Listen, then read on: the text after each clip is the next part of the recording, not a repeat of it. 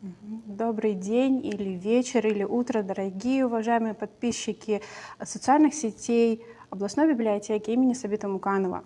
Меня зовут Алла, и я сегодня расскажу о 5 книгах, которые мне очень нравятся, которые я просто хотела бы порекомендовать читать.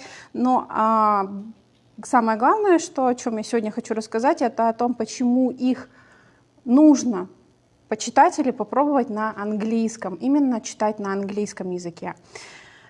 И так как у нас сегодня тема связана с воображением, то все книги так или иначе помогают в развитии, в формировании воображения, просто потому что они интересные, ну и по нескольким иным моментам, которым я сегодня буду рассказывать.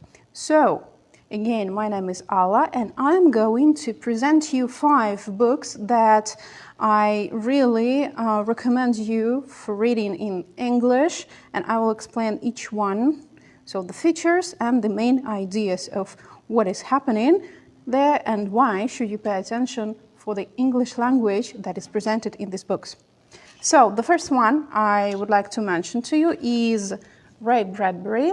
That's the Dandelion Wine. Unfortunately, I don't have it in English, I mean in printed version, but I am strongly recommending you to try out, and I will explain you why according to my own example. So how I get acquainted with this book. It was an interesting story. It was my first year of study at the university, and I had such part of the activities as individual reading. So we had to choose one book and to read it, surely in English, to retell it, to learn the words, and so on and so forth.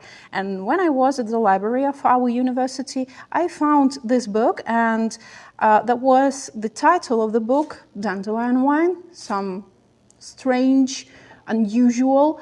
So I chose, so I have this book to read because it was so intriguing in the title. So I started to read it, and I found it very challenging for me in the English, well, for that level of English, because actually it's a great text that's so much filled with metaphors and other stylistic devices as epithets, repetitions, oxymorons, and so on and so forth. And all these stylistic devices, they are here to not just to show, but maybe to help you as readers to dive so deep in the text that you will feel like you are the part of this text. And what is this book about? According to the name, so Dandelion Wine, we think that dandelion, and it is connected with summer. And I'm telling you that this book is the whole concentration of summer that I've ever met.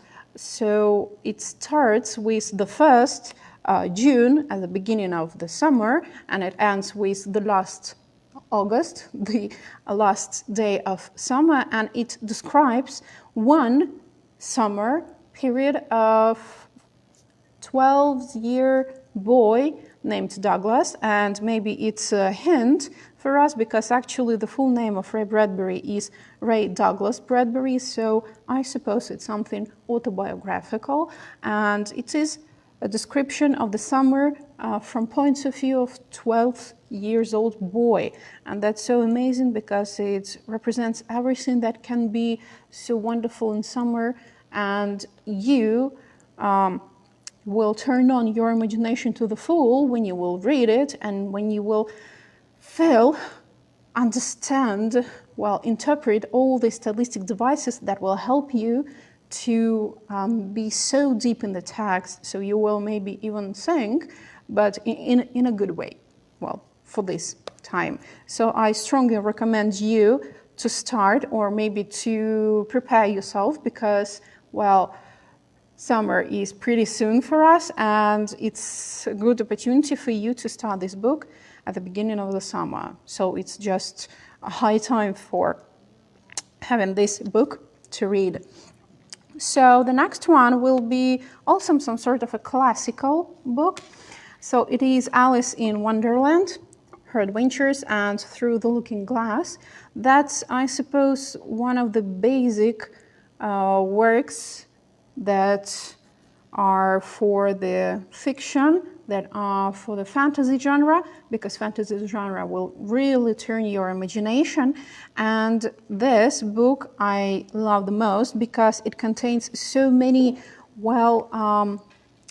things or moments when you will feel all the moments, all the, not feeling, sensations, different strange monsters or creatures, some adventures, and again, the language is a British language and it's so beautiful when you read it or when you listen to it. So it's about maybe audiobook you will try out. And also why do I like this book is because it contains so many allusions or references to that period, to the culture of that period. So actually this particular book that I have in printed version, it doesn't contain any comments just about text, but if you will find the book that contains not only the text, but also the comments, that will be so amazing. So I have this book with comments in Russian, and it's just so wonderful because every little piece of paper here contains some allusions, some explanations, and for example, some poems, or some references to the cultural traditions, for example, or to some just the way how people were thinking about something, and to the songs also. And here we understand that Alice's adventures, they are from the dream, they are about the dream, and in a dream these poems, they are a little bit transformed, so you will understand really more when you will find these commentaries that will explain you the original text or some little details that will actually be so important. So it will open your text and you will understand it fully. So I not just recommend to read it because, again, British English is so amazing, but also because it can contain commentaries and they will help you to make this little book. It's just containing both like stories about Alice, so it will give you like the chance to make it broader, to make it bigger, so it will contain so many details, so you will just realize how beautiful, how wonderful is this book. So again, if you will try to read it in Russian or in English, use the book with the commentaries or try to find out them in the internet. So next book that I will surely recommend you, because I think every person is recommending this book, but well, I'm not exception. So it's Harry Potter.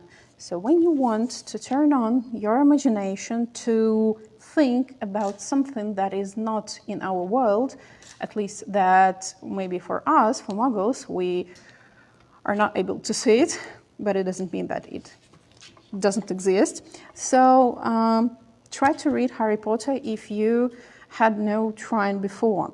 So again, before talking about these books, I am telling you that if you watch the films of Harry Potter, it's good, but it's not. It doesn't mean that you know the whole history of Harry Potter as a book. So they are two different works of art, and that's why I will tell you to try read the first one book, and I'm recommending you paying attention to the title. So Harry Potter and the Philosopher's Stone. We have the American version, the Sorcerer's Stone, and it's pretty good, but I prefer to have the Philosopher's Stone because it's original British text, again British, and it sounds so amazing when it's British. And well, as writer is a British writer, so that's why I think it's like you paying respect to the writer when you read it in original language. So try to read it in British. And so why should we try this book in English? Because first of all, the language is simple, pretty simple, modern British English. And that's why there is no problem of reading it. So it's not just about me as the English teacher, but also about my students who just start to work to master their English. So there is no problem with this book, with the text. And besides, we have so many different now editions of this book. For example, this one.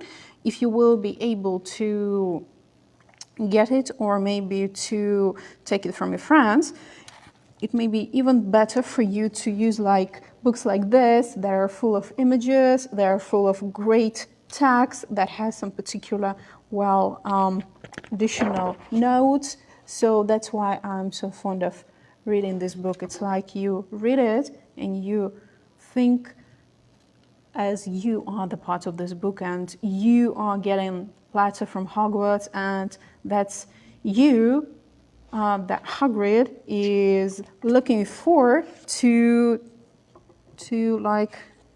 give you the letter and to give you the chance to go for, I'll tell you an amazing picture here, to go for the platform 9 3/4, that's to sit at the Hogwarts Express and to go to that school.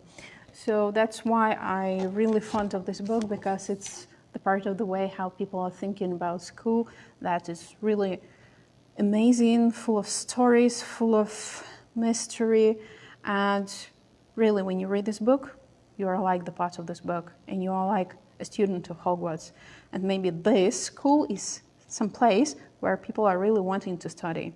So that's why, again, I pay attention for reading this book and for reading this, especially in British English. Or, again, talking about the first one book, I will also recommend you to search for the internet, where you can find, maybe, I'm not so sure, but maybe you are super savvy in technologies and you will find these videos. So recently, different actors from Harry Potter films, and not only from Harry Potter films, they've presented the reading of these chapters from the first book, and the majority of them were British actors, and they were reading it in the British English, and it sounded so amazing that I just, I had no words and no comments for this. So try, just start, and you will deep dive us of these books. So just start. And continuing the topic of fantasy books that are really those books that turn on your imagination and make you think about things you have never heard or watched, but you will imagine them so fully with full colors, tastes, smells, factors, feelings, even maybe some hurtful things, so that it will be so good for you and even for your brain. But that's another one question. So nevertheless, the next book I am talking about is Terry Pratchett, and actually here I recommend you not just this particular book. Unfortunately, I also have it only in Russian, but I've read it in English. But please look at this writer. Again, British writer. Well, as you can see, I'm pretty fond of British, although Ray Bradbury is American one. So why should you try to read it in English? Because again, the language of these stories is incredible. It contains, again, so many stylistic devices. It contains so many different features, the ways how the author can present many things. So you will just pay attention on the language, and it also will be so amazing that will attract you. And okay, we have the language, but we also have an amazing content of these books.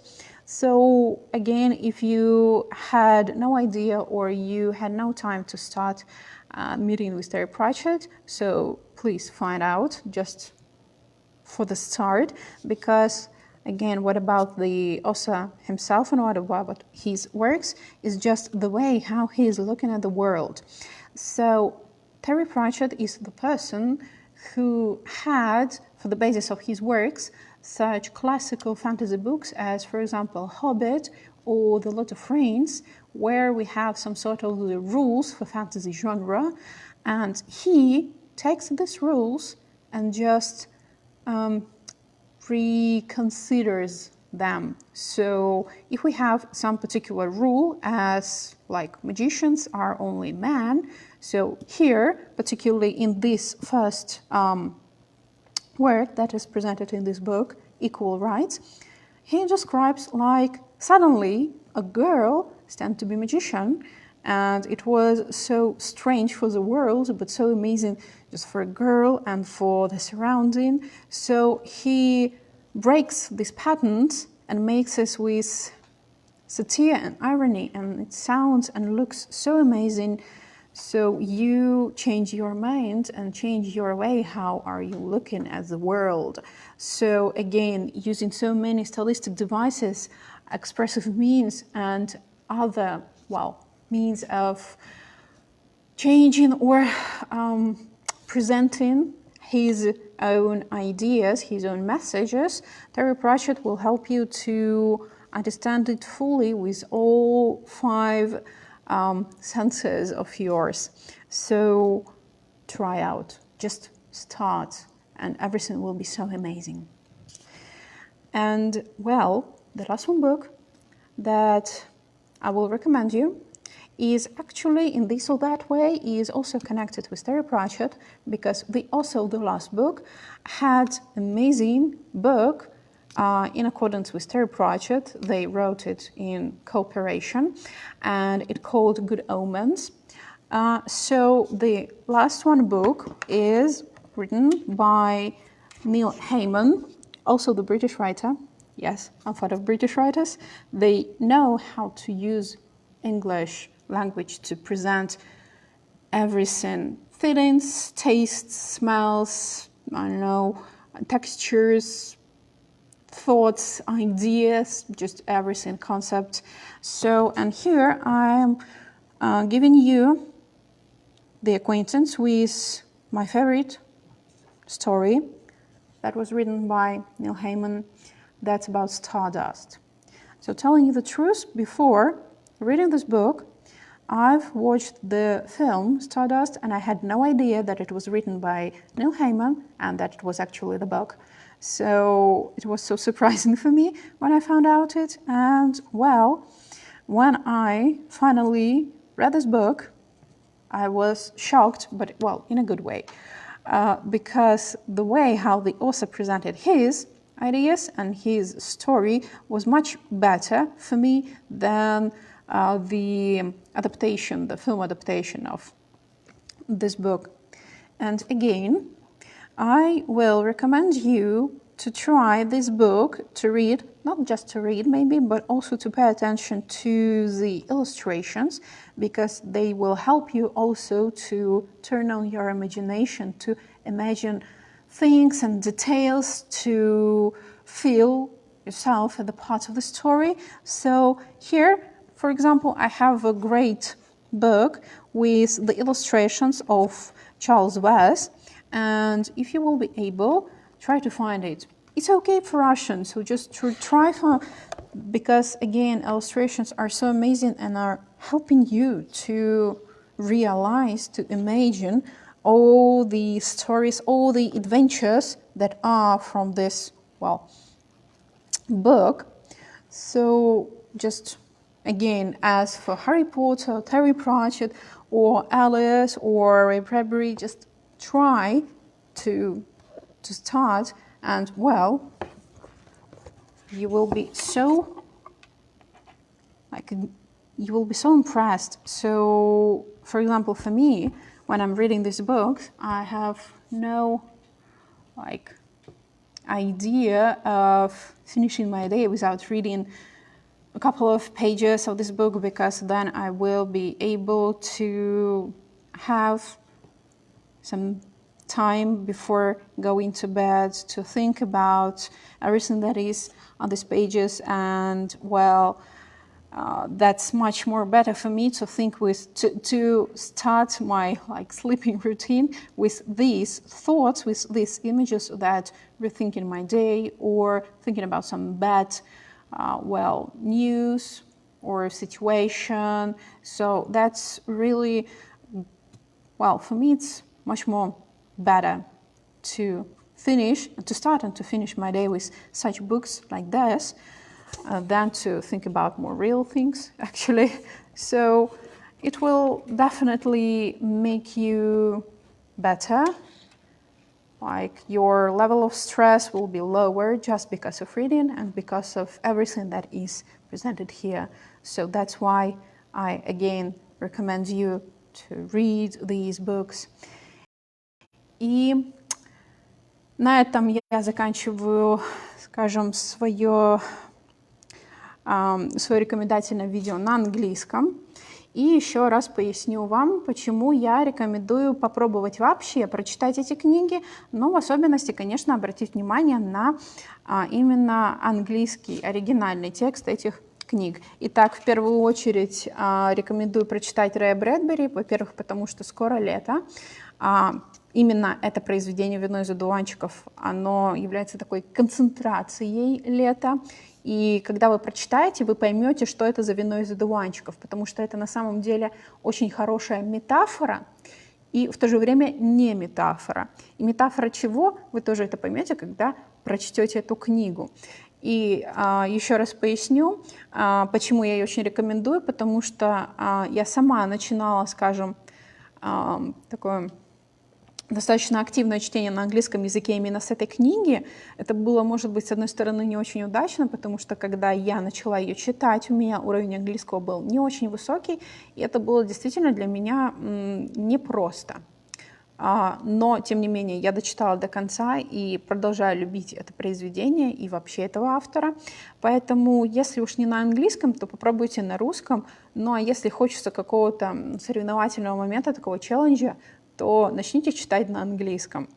Там очень много метафор и других стилистических приемов, которые позволяют настолько углубиться в тематику, прочувствовать это, не знаю, до мозга костей, что, особенно когда вы будете читать это летом, вы настолько по-другому взглянете на лето, что, мне кажется, даже если вы летом постоянно работаете, вы практически не бываете на улице, просто читая эту книгу и обращая внимание на какие-то детали, вы настолько все это прочувствуете, что ощущение, как будто вы вместе с этим 12-летним мальчиком бегаете по лугам, пытаетесь там заработать на теннисные туфли и так далее.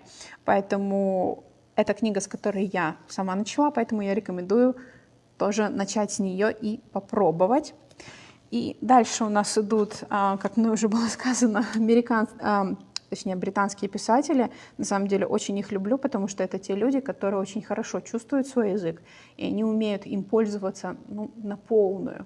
То есть он может быть переполнен стилистическими приемами, средствами выразительности, какими-то вообще, скажем, характерными для определенного стиля моментами, но и это будет как раз раскрывать сам язык, поэтому рекомендую читать на английском. И просто это будет помогать, скажем, вашему воображению предоставлять вам все, не только картинку, но и звук, цвет, запах, вкус, даже ощущения какие-то тактильные. Поэтому рекомендую. Ну и следующая книга, которую я рекомендую, это «Алиса в стране чудес». Во-первых, потому что это классика, и, мне кажется, практически с этого начинается, скажем так, развитие этого жанра, практически вот с этого произведения. Ну и еще я хочу сказать, что я рекомендую читать что на русском, что на английском эту книгу с комментариями. Почему с комментариями? Потому что эта книга, она полна аллюзий, она полна отсылок на все. На культуру, на менталитет, на какие-то произведения, на музыку, стихи, просто какие-то книги. И если вы не знаете так сильно историю, не знаете так сильно культуру британскую, то, естественно, вы очень много аллюзий упустите, Поэтому комментарии здесь будут очень даже не лишними. Вы очень многое из них поймете, и для вас сильнее раскроется эта книга. Ну и дальше по более современным произведениям я рекомендую прочитать Гарри Поттера. Если есть возможность, если вы уже любите фильмы, читайте книги, это совсем другие истории идут. Серьезно, ощущение, что фильмы и книги — это разные истории, поэтому рекомендую всем любителям и нелюбителям начать читать именно книгу. На английском язык у нее простой достаточно, то есть он не переполнен какими-то сложными конструкциями или временами, но при этом он раскрывает все, что надо, все, что необходимо, чтобы полностью погрузиться вот в эту атмосферу, в этот мир. Ну и если есть возможность, находите такие потрясающие произведения. Ну и последние две книги — это тоже британские писатели, это Терри Пратчетт и Нил Гейман.